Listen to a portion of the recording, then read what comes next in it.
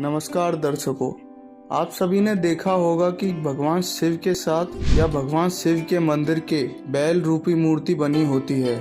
इस बैल रूपी मूर्ति को हमारे धर्म ग्रंथ और पौराणिक कथाओं में इसे भगवान शिव का सबसे बड़ा भक्त बताया गया है और इसे नंदी के नाम से जाना जाता है।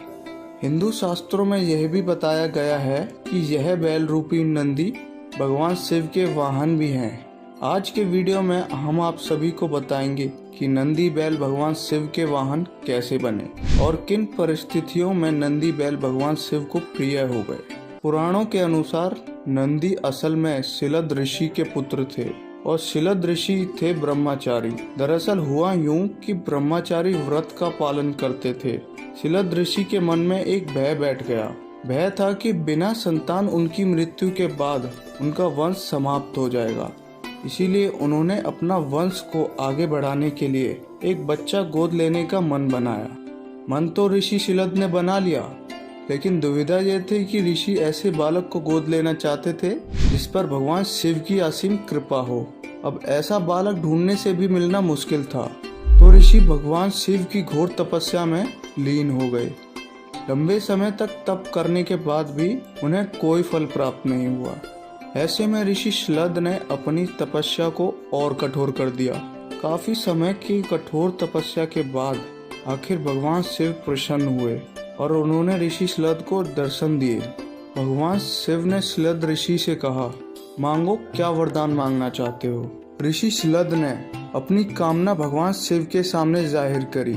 कामना यह थी कि हे शिव, मैं एक पुत्र की कामना चाहता हूँ। भगवान शिव ने शिलद को पुत्र का आशीर्वाद दिया और वहाँ से अदृश्य हो गए।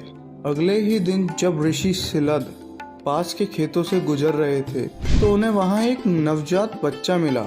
बच्चे का मुख बेहद ही मनमोहक था और लुभावना भी था। ऋषि बच्चे को देख के बहुत प्रसन्न हुए और खुश भी हुए और यह सोचकर इधर उधर देखने लगे कि इतना प्यारा बच्चा किसका है और इस हाल में यहाँ कौन छोड़ कर गया। तभी भगवान शिव की उनके कानों में आवाज आती है, हे शिलद, यही है तुम्हारा पुत्र। अब तो ऋषि शिलद की प्रसन्नता का कोई ठिकाना ही नहीं था। वह उसे अपने साथ अपने घर ले आए और उसका बड़े ही प्रसन्नता से लालन पालन करने लगे। देखते ही देखते नंदी बड़ा होने लगा था। एक दिन ऋषि शिलद के घर दो सन्यासी आए। ऋषि शिलद की आज्ञा से नंदी ने दोनों सन्यासियों को खूब आदर सत्कार किया। उन्हें भोजन के लिए बैठने को कहा और उन्हें भोजन कराया।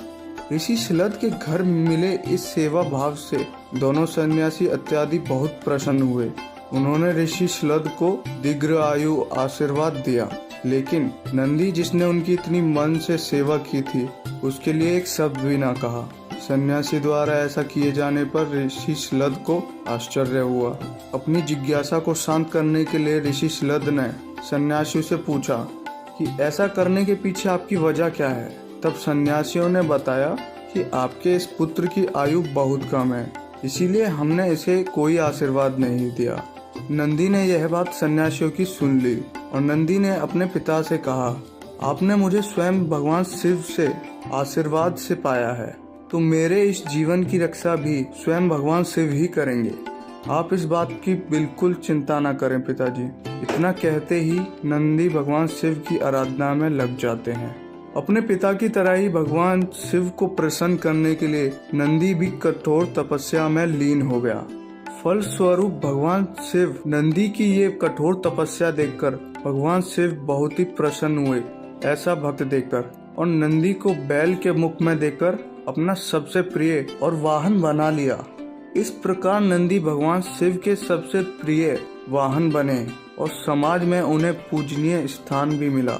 यही वजह है कि भगवान शिव की आराधना से पूर्व उनके प्रिय नंदी की पूजा की जाती है।